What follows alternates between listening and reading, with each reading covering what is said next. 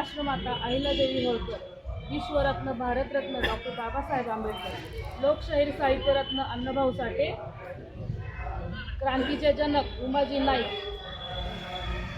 Missile man doctor APJ Abdul Kalam, ज्यांनी इतिहासामध्ये क्रांती केली, एक नवा विचार केला, अशा सर्व महामानवांना महामातांना माझे विनम्र अभिवादन. व्यासपीठावर उपस्थित आदरणीय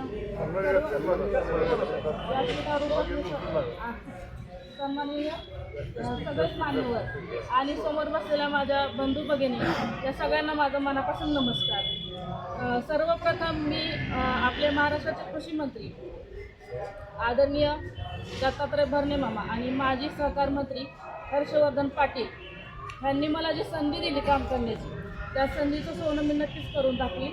त्यांचे मी खूप खूप आभार मानते. पण संधीचं सोनं करण्यासाठी मला तुमच्या आशीर्वादाची गरज आहे, तुमच्या साथीची गरज आहे. तुमची माधुरी ताई ही तुमच्या सुखदुःखामध्ये सहभागी होईल. आपल्या गावाचा विकास हेच माझं ध्येय असेल. एवढे बोलून मी जय हिंद, जय महाराष्ट्र, जय राष्ट्रवादी.